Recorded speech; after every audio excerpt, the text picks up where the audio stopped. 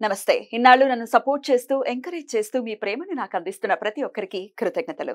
అలాగే ఈ వీడియో కూడా ఖచ్చితంగా మీకు ఉపయోగపడుతుంది. లైక్, షేర్ అండ్ సబ్స్క్రైబ్ చేసి మీ సపోర్ట్‌ని నాకు అందించండి. అలాగే ఈ వీడియో పట్ల మీకున్న అభిప్రాయాన్ని కామెంట్ సెక్షన్‌లో కామెంట్ చేసి తెలియజేయండి. ఇప్పుడు వీడియోని చూద్దాం. నమస్తే. Welcome to our channel. నేను పద్మిని. ప్రస్తుతంతో పాటు ప్రముఖ ఆధ్యాత్మికవేత్త, ఆస్ట్రోన్యూమరాలజిస్ట్, ఎనర్జీ వాస్తు స్పెషలిస్ట్, శ్రీ విద్యా ఉపాసకులు శ్రీమతి జయప్రద గారు మనతో పాటు ఉన్నారు. మాట్లాడదాం. నమస్కారం అండి. నమస్తే అమ్మా. శ్రీమాత్రే నమః. ఎలా ఉన్నారు? బాగున్నా.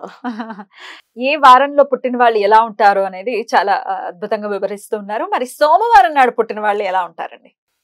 సోమవారం పుట్టిన వాళ్ళు చాలా మంచి సెన్సిటివ్ మనస్తత్వంతో ఉన్న వాళ్ళు ఉంటారు.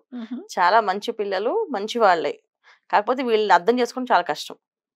ఎప్పుడు ఎలా ఎలా ఆలోచిస్తారో, ఎలా ఉంటారు అనేది ఎవరికి అర్థం కాదు. మారిపోతూ లక్షణాలు కనిపిస్తుంటాయి అవతల వాళ్ళు, కానీ వీళ్ళు ఒకలాగే ఉంటారు. అదేమిటి? వాళ్ళు ప్రవర్తించే విధానం మనుషులను బట్టి వాళ్ళు ఉంటారు. ఎందుకంటే ఒక్కొక్క మనిషితో ఒక్కొక్క ఎమోషన్ తో బాండ్ అవుతారు వీళ్ళు. సో ఆ ఎమోషన్ తోటి వాళ్ళు చూస్తారు. ఆ ఎమోషన్ వాళ్ళ దగ్గర తగ్గినా, ఒకవేళ పెరిగినా అది వీళ్ళు తట్టుకోలేరు. వీళ్ళకి కరెక్ట్ గా అక్యురేట్ గా ఉండాలి ఏ విషయమైనా. సో ఇలా జరగాలి అంటే అది ఇలాగే ఉండాలి. సో పొద్దున్న లేచి వాళ్ళ అమ్మ ఒకవేళ పొద్దున్నే కాఫీ టీ ఇస్తున్న అలవాటు అయిపోయింది అనుకోండి, నవ్వుతూ ఏదో పలకరించిస్తున్నా అలాగే ఇవ్వాలి. అలా ఇవ్వకుండా ఆ రోజు మామూలుగా పెట్టి హడావుడిగా వెళ్ళిపోయిందంటే ఆ రోజంతా ఎందుకు ఇలా ఉంది అని చెప్పి వీళ్ళు ఒక ఆలోచిస్తూ ఉంటారు. సో ఇలా ఆలోచిస్తారంటే మనకు అనిపిస్తుంది వీళ్ళు ఎందుకు ఆలోచిస్తున్నారు అని చెప్పేసి అని. సో అలా సోమవారం పుట్టిన వాళ్ళకి కొంచెం ఎమోషన్తో ఎక్కువ లింకే ఉంటుంది. సో కానీ సోమవారం పుట్టడానికి ఒక పెద్ద విశేషం ఏంటంటే మన పురాణాల్లో చెప్పింది, సోమవారం పుడితే కలిసి వస్తుంది వాళ్ళకి ఇంట్లో, అబ్బాయి అయినా అమ్మాయి అయినా. వంశోద్ధారకులకి అయితే మరీ ఎక్కువగా స్పెషల్ చెప్పారు.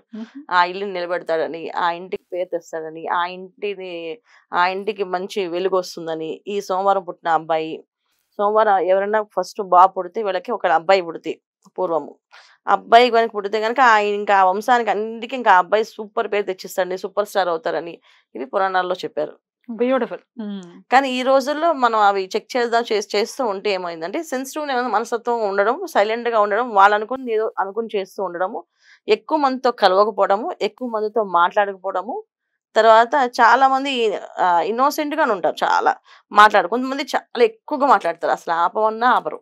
ఇంతసేపు ఇంత భరించలేకపోతాం వీళ్ళు మాట్లాడడానికి అని చెప్పేసి. ఇలాగా కొంతమంది ఇలా అంటే difference of date of birth combinations కూడా పనిచేస్తున్నాయి వాళ్ళ మీద. ఓన్లీ సోమవారం ఒక తిథి కాకుండా పుట్టిన తేదీ కూడా పనిచేస్తుంది. కొంతమంది సోమవారం పుట్టి 4 నంబర్లో పుట్టారంటే ఇంకా చాలా సూపర్ ఫాస్ట్ గా మాట్లాడుతూ ఉంటారు. అసలు వాళ్ళ మాటలతో చిన్నప్పటి నుంచి వాళ్ళని ఆపలేం, చాలా కష్టం. వాళ్ళు అనుకుని చేసేస్తూ ఉంటారు. అది మంచో చెడో ఇబ్బందో అది ఎదుటి వాళ్ళు తెలుస్తుంది, కానీ వాళ్ళకదే అనిపిస్తుంది, వాళ్ళు వెళ్ళిపోతూ ఉంటారు. అలా సోమవారం 2వ నంబర్లో పుట్టారంటే ఇంకా దారుణంగా అస్సలు ఎవరిని కలవకుండా, ఎవరితోటి మాట్లాడకుండా కొన్ని రోజుల వరకు అసలు వీళ్ళు మాట్లాడతారా, అసలు మా అబ్బాయి మాట్లాడతాడా, మా అమ్మాయి మాట్లాడుతుందా, మా అమ్మాయి అసలు ఎవరితోనే కలుస్తుందని. పెద్ద అయిన తర్వాత టోటల్ ఆపోజిట్ అనమాట. గట్టిగా మాట్లాడతారు, చాలా కోపంగా మాట్లాడతారు. ఇలాగానే జరుగుతాయి.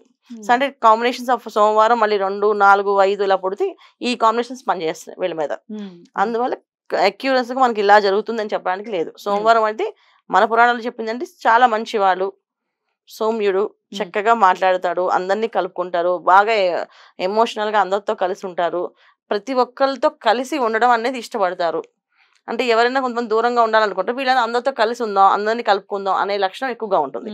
ఇది మన పురాణంలో రాసింది. ఇప్పుడు డిఫరెన్స్ జరుగుతుంది. ఇది అనమాట సోమవారం జరిగిన వాళ్ళది. ఎట్లా ఉంటుందండి? ఎట్లాంటి ఫీల్డ్స్ వీళ్ళకి బాగుంటుందని అనుకోవచ్చు? జనరల్ గా వీళ్ళు ఆలోచించే విధానం ఏంటంటే ఫీల్డ్స్ కంటే వాళ్ళు చదువు చాలా తక్కువగా చదువుతారు నాన్న. ఎక్కువ చదవరు. వాళ్ళకి ఇష్టమైన చదువులు అనేది చాలా తక్కువ మంది. ఇంత బాగా సాధించాలి కాదు. కాకపోతే ఏంటంటే ఇంటి కోసం ఎక్కువ శ్రమ పడితే సేవ చేస్తారు. ఆ టైంలో వాళ్ళ ఫ్యామిలీ బర్డెన్స్ బట్టి వాళ్ళు ముందుకెళ్తుంటారు. చాలా మంది కొంచెం ఆర్థిక ఇబ్బంది ఎక్కువగా ఉందనుకోండి, వాళ్ళు తక్కువ చదువుతారు, కానీ వాళ్ళ ఇంటి కుటుంబానికి ఏమైనా చేయాలని ఆలోచిస్తారు. కొంతమంది ఆర్థిక పరిస్థితి బాగుందనుకోండి, బాగా చదువుతారు, మళ్ళీ ఫ్యామిలీకే చూస్తారు. వీళ్ళు ఎటు వెళ్ళినా వీళ్ళ ఫ్యామిలీ కంపల్సరీ కావాలి వీళ్ళకి. ఫ్యామిలీ లేకుండా ఒక్కలే ఉండలేరు. అందువల్ల వీళ్ళ ఫ్యామిలీ కోసం చదువుతారు. డిఫరెంట్ ఫీల్డ్స్ ఉండవు. ఏది అనిపిస్తే ఏది అనుకూలం అంటే అది చేస్తూ ఉంటారు. ఇది ఖచ్చితంగా చేసి తీరుతారు అనేది లేదు. ఇది వీళ్ళ సోమవారంలో పుట్టిన వాళ్ళ లక్షణాలు. ఇట్లా ఇంకా ఆరోగ్యం ఎలా ఉంటుంది వీళ్ళకి? ఆరోగ్యం సమస్యలు అంటే కొంతమందికి సమస్యలు కొన్ని బాగా ఇబ్బంది పడతాయి, కొంతమందికి అసలు ఉండవు. అయ్యో, అసలు ఏమీ ఉండదు, చాలా బాగుంటారు. కొంతమంది చాలా ఇబ్బంది పడతారు. ఒక రకమైన ఇండైజెషన్ ప్రాబ్లం కానీ, తర్వాత ఎప్పుడు ఒక ఏజ్ వచ్చే వరకు యూరిన్ పాస్ చేస్తుంటారు మంచం మీద. సో ఆ ప్రాబ్లం కూడా ఉంది. అది ఎందుకు వచ్చిందని లింక్ అనేది అదే జాతకంలో ఉండే యోగం దశలు బట్టి ఉంటుంది అనుకో. కానీ ఇది ఒక ప్రాబ్లం వేరే సోమవారం పుట్టిన వాళ్ళకి ఉంది. కొంతమంది చాలా హెల్దీగా ఉంటారు, ఏ ప్రాబ్లం ఉండదు వాళ్ళకి, హ్యాపీ. కొంతమంది మాత్రం కొంత కొంతమంది ఆరోగ్య సమస్య అనారోగ్య సమస్య మామూలుగా ఉండదు. అంటే పేరెంట్స్ చెప్పుకోలేరు, ఇప్పటికీ అది ఫేస్ చేస్తూ ఉంటారు. పెద్ద పిల్లలు అయిన వాళ్ళు కూడా ఉంటారు, చాలా మంది 14-15 ఇయర్స్ వచ్చినప్పుడు కూడా జరుగుతూ ఉంటుంది, అబ్బాయిలకైనా అమ్మాయిలకైనా. ఈ ప్రాబ్లం ఒకటి సోమవారం పుట్టిన వాళ్ళకి ఉంది. అది కంపల్సరీగా ఉంది వీళ్ళకి కంపల్సరీ అని కాదు, కొంతమంది ఫేస్ చేస్తాం. అది నేను చెక్ చేసిన జాతకాల్లో కొన్ని వాళ్ళు సమస్య ఏంటి అంటే ఇది ఒక సమస్య ఉంది, యూరిన్ ని పాస్ చేయడం ఇది ఒకటి ఉందండి, ఎలా పంపించినా ఎవరింట్లో ఉంచలేము, ఎక్కడ ఉంచలేము, హాస్టల్స్ లో ఉంచడం. ఈ వయసులో వాళ్ళు నేర్పిస్తారు కదా, ఇంట్లో రోజు ఒక రకమైన ఇబ్బంది పడుతున్నాం అని చెప్తాను. ఎట్లా ఏం చెప్తారు మరి అట్లాంటి వాటికి? ఎట్లాంటి రెమెడీస్? కంపల్సరీ రెమెడీస్ ఉంటాయి అలా ఉంటాయి. జాతక ప్రకారంగా వాళ్ళకి చేయాల్సిన రెమెడీ ఉంటుంది, వాళ్ళ నేమ్ ఉంటుంది ఖచ్చితంగా. ఇప్పుడు మనకి జాతకంలో ఏ స్థితి మార్చకపోయినా ఆ దశలో ఇప్పుడు ఆ దశ నడుస్తుంది అనుకోండి, మనం మార్చలేం. ఇంకా ఆ దశ అంతా వాళ్ళు ఫేస్ చేయాల్సింది. ఒక నెగిటివ్ దశగా నడిస్తే, ఒకవేళ పాజిటివ్ దశ నడిస్తే ఎంత వాళ్ళు నడుస్తుందో చెప్పేసి వాళ్ళకి ఈజీగా నెక్స్ట్ మంత్ నుంచి మీకు ఈ ప్రాబ్లం సాల్వ్ అయిపోతుంది, ఏం ప్రాబ్లం పడట్లేదు అని చెప్పొచ్చు.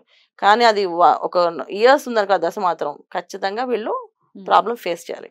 అప్పుడు ఏం చేస్తామంటే నేమ్ ని ఎనర్జీస్ చేస్తాం. మనం సంఖ్యలో ఏదైతే నెంబర్స్ కాంబినేషన్స్ చెక్ చేస్తామో అలాగే డేట్ ఆఫ్ బర్త్ కాంబినేషన్ కి తనకి ఏ పేరు పెట్టారో ఆ పేరులో నెంబర్ సరి చేస్తే ఆ ప్రాబ్లం సాల్వ్ అయిపోతుంది. రైట్, అద్భుతం. తిథుల్లో అమావాస్యకి చాలా పెద్ద పీటే ఉంది ఖచ్చితంగా. అయితే ఈ సోమవారం నాడు అమావాస్య వస్తే సోమావతి అమావాస్య అని పిలుస్తారు. అట్లా సోమవారం అమావాస్య రోజు పుట్టిన వాళ్ళు ఎలా ఉంటారు అనుకోవచ్చు? సోమవారం అమావాస్య పుట్టిన వాళ్ళు అమ్మాయిలకి ఒక రకంగా ఉంది, అబ్బాయిలకి అయితే ఒక రకంగా ఉంది. అంటే అబ్బాయిలకి అయితే చాలా బాగుంటుంది, విశేషంగా విశేష ఫలితాలు వస్తాయి. ఎందుకు అంటే ఒకవేళ సోమవారం అబ్బాయి పుట్టకూడదు, ఆ రోజు అమావాస్య అబ్బాయి పుడితే జీవితాంతం వాడు దొంగగారు ఉంటాడు, లేదా దొరైనా ఉంటారు. సో జనరల్ గా ఏంటంటే కలియుగ ప్రభావం కనుక దొంగగా ఉంటాడు అని చెప్పి చెప్తారు. కానీ నేను చూసిన అనాలిసిస్ చేసిన జాతకాల్లో ఆల్మోస్ట్ వాళ్ళు దొరలాగే ఉన్నారు. సూపర్, అన్ని పనులు వాళ్ళు సాధిస్తూనే ఉన్నారు చేసుకుంటూ. అమ్మాయిలకి కష్టాలు పడుతున్నారు, అమ్మాయి కొంచెం ఇబ్బంది పడుతుంది.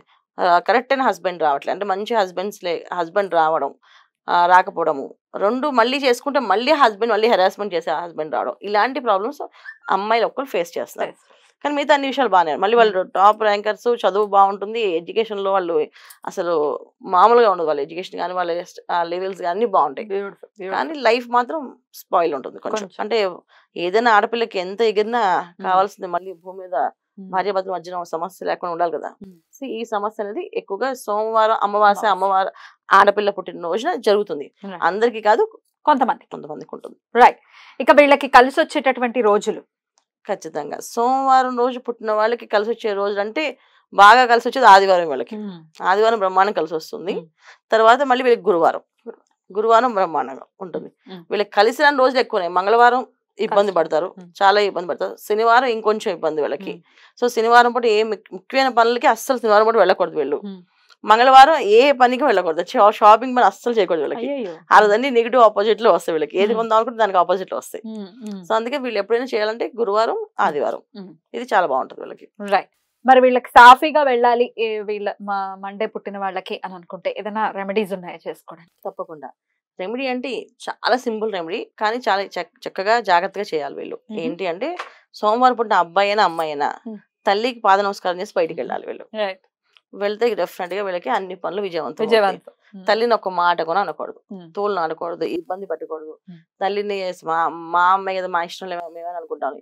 చాలా మంది అలవాటు ఏంటంటే మా మమ్మీ బెస్ట్ ఫ్రెండ్ లా చూస్తాం, అందుకే మేము మాట్లాడతాను. బెస్ట్ ఫ్రెండ్ కూడా కొన్ని బాండింగ్స్, కొన్ని బౌండరీస్ ఉంటాయి. సో ఆ బౌండరీస్ దాటి వెళ్ళకూడదు. అలాగే తల్లికి ఇచ్చే గౌరవం ఎప్పుడు ఇవ్వాలి. తల్లిని ఫ్రెండ్ లాగా చూసినప్పటికీ కూడా తల్లికి ఇవ్వాల్సిన గౌరవం ఇవ్వాలి. అసలు చాలా ఆపు, పెట్టే ఫోను, ఇలాంటి మాటలు మాట్లాడకూడదు అస్సలు. ముఖ్యంగా అసలు మాట్లాడకూడదు.